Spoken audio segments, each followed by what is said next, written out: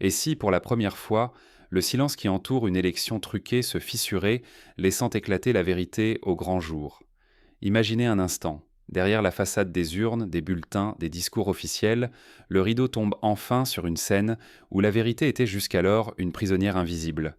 Ce scénario, longtemps redouté, commence à se dessiner en Tanzanie, ouvrant une brèche dans le mur de l'omerta continentale. En Tanzanie, une victoire présidentielle proclamée à près de 98% a retenti comme une décharge sur tout le continent africain. Ce score n'est pas simplement élevé, il est vertigineux, irréel, et rappelle les heures les plus sombres des dictatures mondiales. Il évoque par exemple les élections de Saddam Hussein en Irak, où le dirigeant remportait systématiquement plus de 99% des voix, ou les consultations populaires de l'Union soviétique, où le résultat était connu avant même le début du scrutin. Ce chiffre n'est pas seulement un résultat, c'est un signal d'alarme, un cri étouffé qui traverse les frontières, interroge la conscience de chaque citoyen africain et ranime le spectre de l'injustice. Derrière ce score écrasant, c'est la légitimité même du pouvoir qui chancelle. Comment croire encore à la démocratie lorsque le vainqueur est désigné avant même le vote? Cette question n'est pas théorique, elle renvoie à des réalités vécues, à des générations entières qui, de Kinshasa à Harare, ont vu leur voix confisquée, leur avenir décidé par d'autres, parfois à l'étranger, parfois au sein même de leur pays.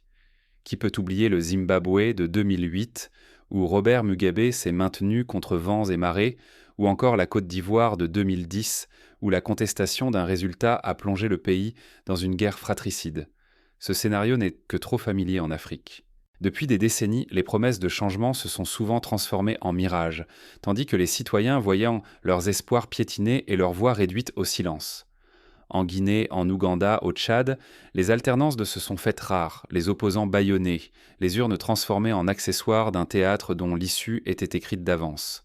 Peu à peu, les élections sont devenues un théâtre vide, un simulacre où la volonté populaire n'est qu'un décor, une illusion entretenue pour rassurer les bailleurs, calmer la rue ou donner le change à une opinion internationale lassée d'indignation sans lendemain. Pourtant, aujourd'hui, la donne change.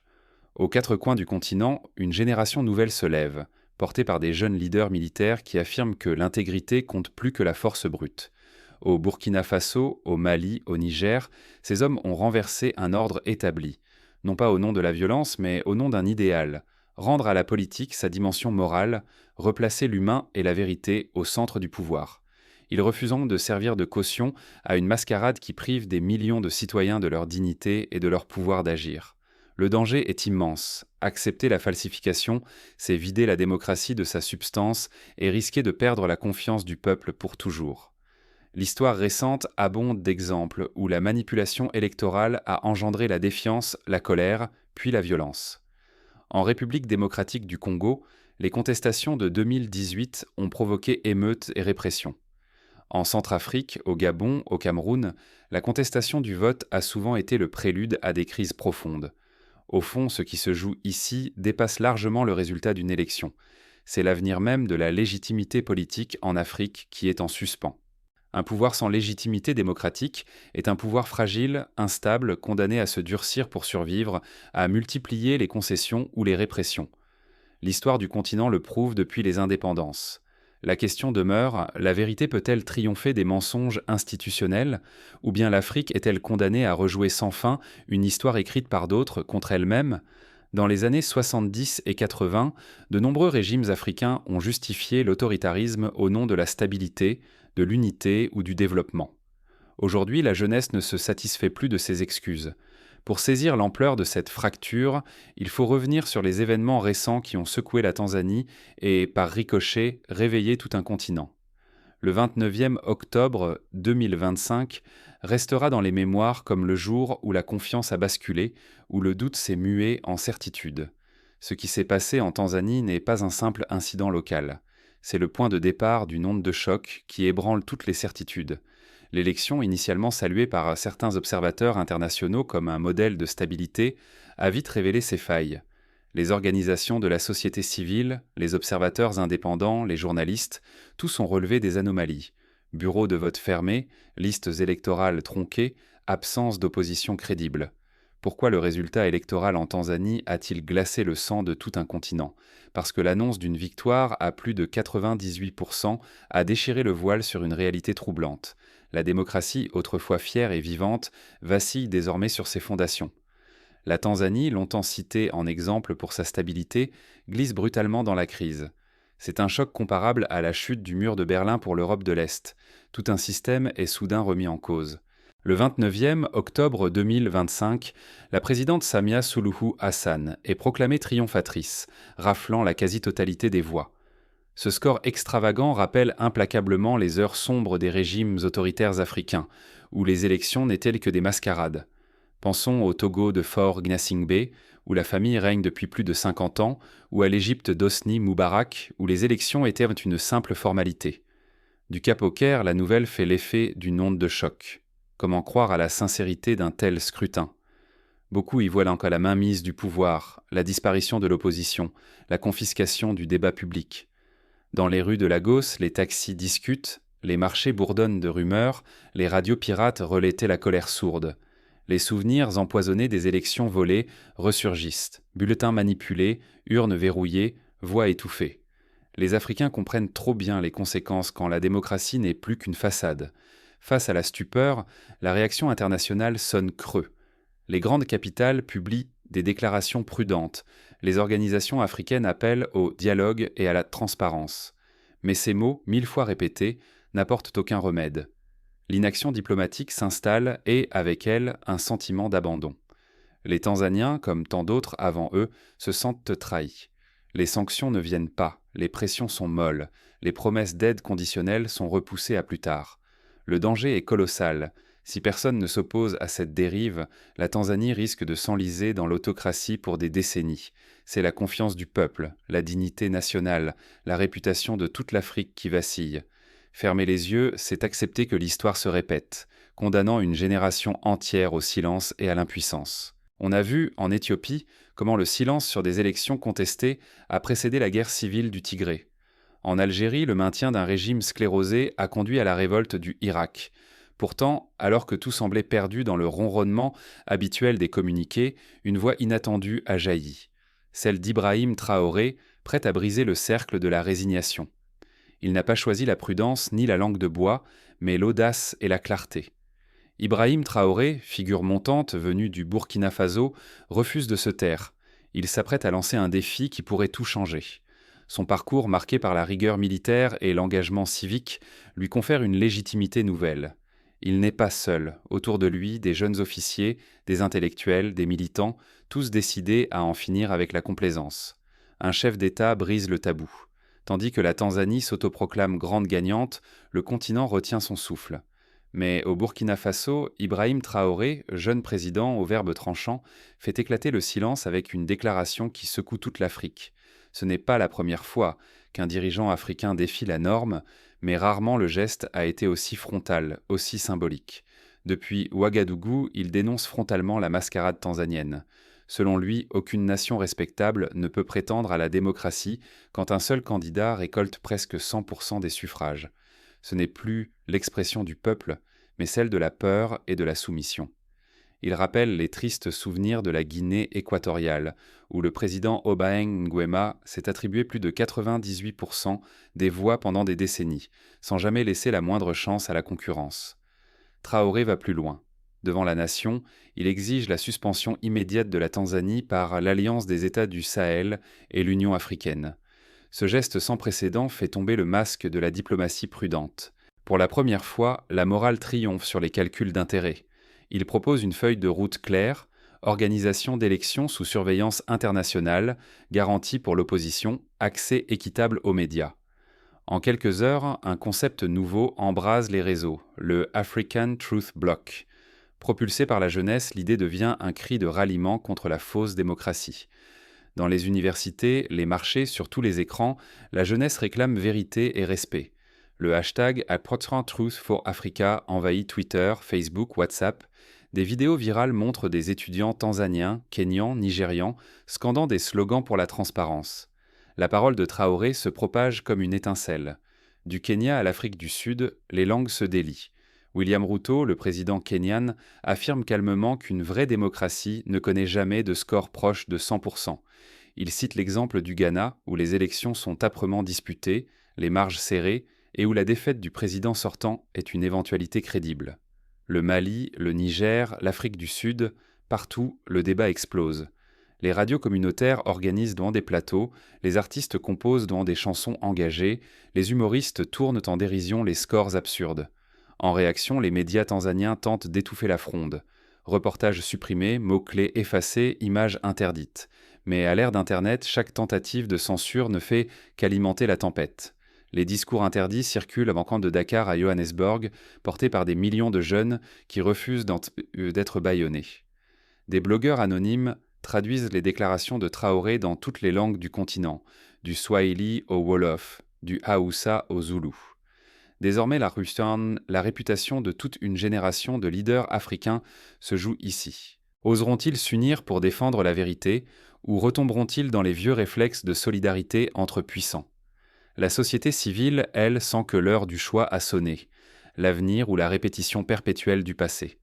Des pétitions circulent, des manifestations spontanées éclatent devant les ambassades tanzaniennes, les organisations de jeunesse publient hors des manifestes enflammés. Mais alors que le bras de fer s'engage, chaque camp fourbit ses armes. La prochaine décision des dirigeants africains pourrait tout faire basculer. Une réunion extraordinaire de l'Union africaine est convoquée à Addis Abeba. Sur la table, la suspension de la Tanzanie, la création d'un observatoire permanent des élections, la réforme des mécanismes de sanctions. Le séisme tanzanien secoue toute l'Afrique, jusqu'au couloir feutré de l'Union africaine. Les diplomates, d'ordinaire si prudents, débattent à voix haute. Les chefs d'État hésitent, conscients que leur propre légitimité pourrait être contestée demain sur les mêmes bases. Pour la première fois de son histoire, l'organisation refuse de reconnaître la victoire d'un État membre. Ce geste inédit brise la tradition du consensus discret qui dominait jusque-là. Les débats, jadis feutrés, s'enveniment. La confiance dans le projet africain même est menacée. Certains États, comme le Rwanda ou l'Algérie, prônent la prudence, craignant l'effet domino. D'autres, comme le Ghana, le Cap-Vert, le Botswana, réclament une rupture franche avec les vieilles habitudes.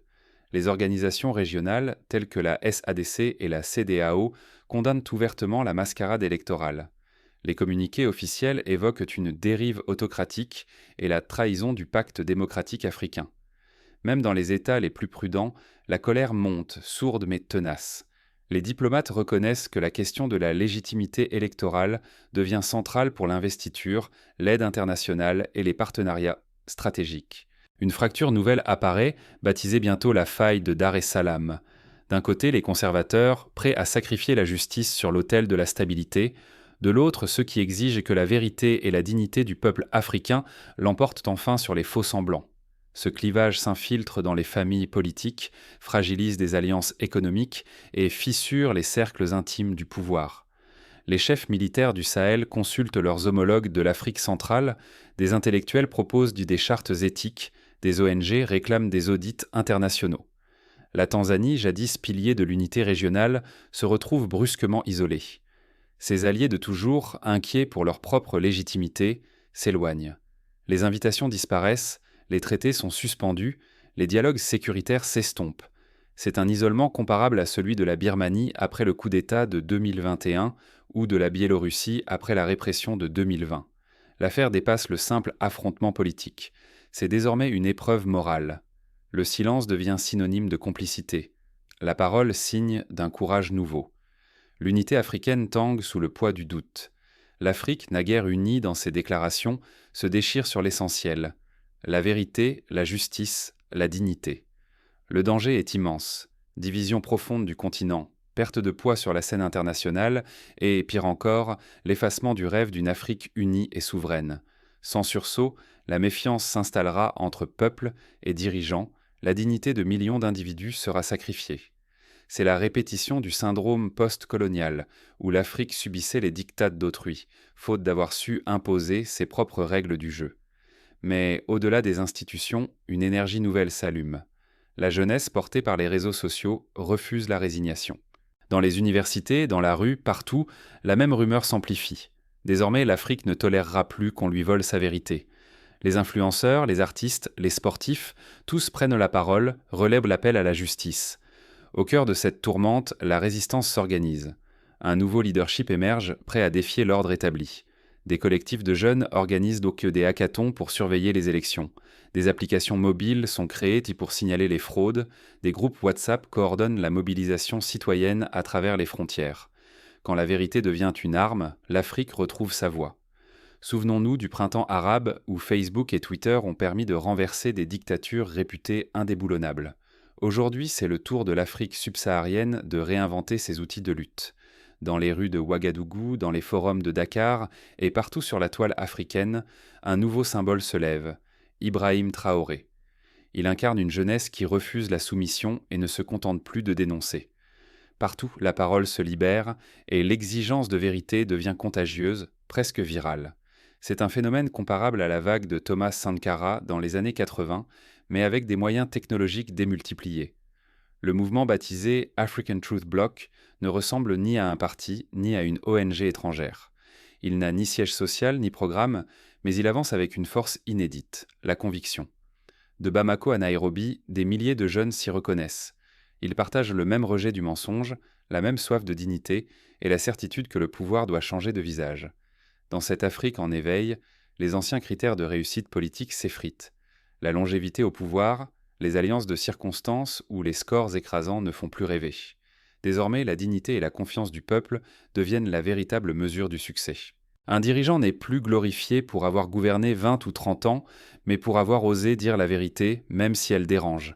La transparence prime sur la force, l'intégrité sur le calcul. Ce sont les citoyens qui imposent dorénavant ces exigences à leurs dirigeants. Au Burkina Faso, au Kenya, au Mali ou au Niger, la jeunesse s'organise, relaie et défend des paroles inédites, venues d'en haut comme d'en bas. Dans les universités, sur les réseaux sociaux ou lors de débats improvisés, les jeunes réclament des comptes sur la gestion du bien public et sur la probité. La pression ne vient plus de l'extérieur, mais bien de l'intérieur. La crise tanzanienne l'a prouvé. Ce n'est plus seulement une élection que l'on conteste, mais tout un système de valeurs. Ce qui germe dans cette remise en question, c'est un nouvel esprit civique africain. Il mise sur l'intégrité et la responsabilité, refuse les trahisons silencieuses et les compromis honteux. Désormais, chaque citoyen comprend qu'en exigeant la vérité, il défend sa propre dignité, mais aussi celle de toute une nation. Pourtant, refuser ce tournant serait un risque immense. Rester passif, c'est accepter que la trahison et le mensonge deviennent la norme. C'est consentir à l'effritement du respect de soi-même, à la perte du pouvoir d'agir sur son avenir. Ce moment de réveil ne se représentera peut-être jamais. Il appartient à chacun de saisir l'instant, ici et maintenant. Mais ce vent de vérité ne s'arrête pas à la rue. Il souffle jusque dans les palais, où les anciens réflexes de pouvoir vacillent. Désormais, chaque décision, chaque parole officielle est scrutée comme jamais auparavant. Les réseaux sociaux, les think tanks, les médias indépendants multiplient les enquêtes, les analyses, les débats contradictoires. Le temps des monologues est révolu. Et si le vrai héritage de cette crise était l'éveil d'une Afrique qui ose s'aimer dans la vérité? Osons regarder ce moment unique en face. Jamais la parole sincère n'avait résonné avec autant de force d'un bout à l'autre du continent.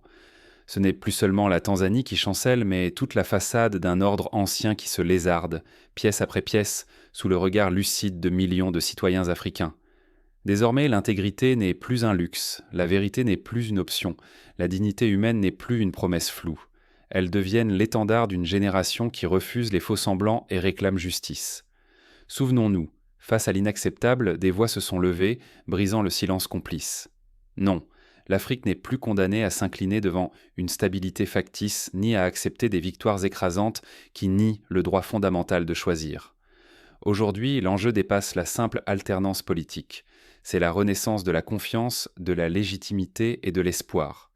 Si la peur ou la lassitude referment la parenthèse de ce sursaut moral, alors tout risque d'être perdu. La dignité de millions d'hommes et de femmes serait piétinée, la réputation de l'Afrique entachée et ses peuples enfermés à nouveau dans le cercle des illusions.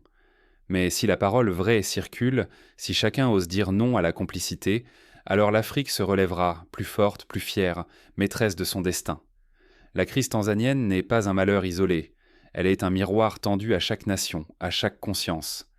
Chacun de nous a désormais le pouvoir et la responsabilité de ne pas détourner les yeux. Refuser l'injustice, c'est ouvrir la voie à une Afrique qui ne se trahit plus elle-même, où la morale ne se sacrifie plus sur l'autel de la diplomatie, mais redéfinit la notion même de pouvoir. Que voulons-nous transmettre aux générations futures? Une Afrique qui répète les erreurs du passé ou une Afrique qui ose écrire elle-même le récit de sa dignité et de sa grandeur? Ce choix nous appartient à tous, par nos mots, nos gestes, notre engagement quotidien. N'attendons plus les héros providentiels. Aujourd'hui, le courage se conjugue au pluriel. N'ayons pas peur de notre fierté, car chaque pas vers la vérité, chaque geste d'intégrité fait reculer l'ombre de la résignation. L'Afrique qui s'éveille n'est pas celle des slogans, mais celle du réveil moral, de la lucidité et de la révolte contre la fatalité. À chacun de rejoindre ce mouvement à sa mesure. Le silence n'a plus sa place.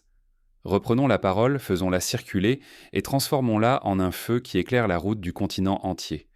L'Afrique n'est pas condamnée à subir, elle peut dès aujourd'hui choisir d'être debout, fière et vraie. Souvenons-nous, chaque vérité qui franchit les frontières, chaque conscience qui s'éveille, c'est un pas de plus vers une Afrique enfin libre d'écrire sa propre histoire. Et pour que cette dynamique ne retombe pas, il est temps de passer aux actes concrets.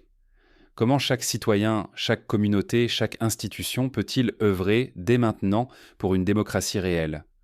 Premièrement, l'éducation civique doit redevenir une priorité absolue.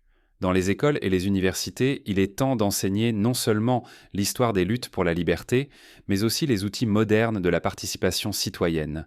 Comment surveiller un bureau de vote, comment signaler une fraude, comment organiser un débat public. Des associations comme Y en a marre au Sénégal ou Balai citoyen au Burkina Faso montrent la voie, former des observateurs volontaires, organiser des ateliers de sensibilisation, créer des plateformes numériques pour remonter les irrégularités. Deuxièmement, les médias indépendants doivent être protégés et soutenus. Sans une presse libre, aucune vérité ne peut percer.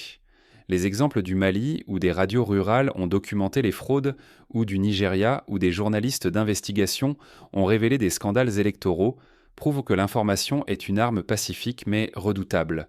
Soutenir financièrement les médias locaux, exiger des lois sur l'accès à l'information, défendre les journalistes menacés, voilà des tâches concrètes à la portée de tous. Troisièmement, la technologie est désormais un allié incontournable.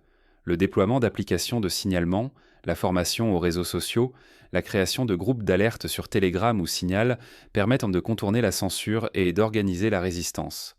Au Kenya, l'application Ushahidi, développée après les violences post-électorales de 2007, a permis de cartographier les incidents en temps réel, sauvant des vies et documentant les abus. Quatrièmement, la solidarité régionale doit devenir la norme.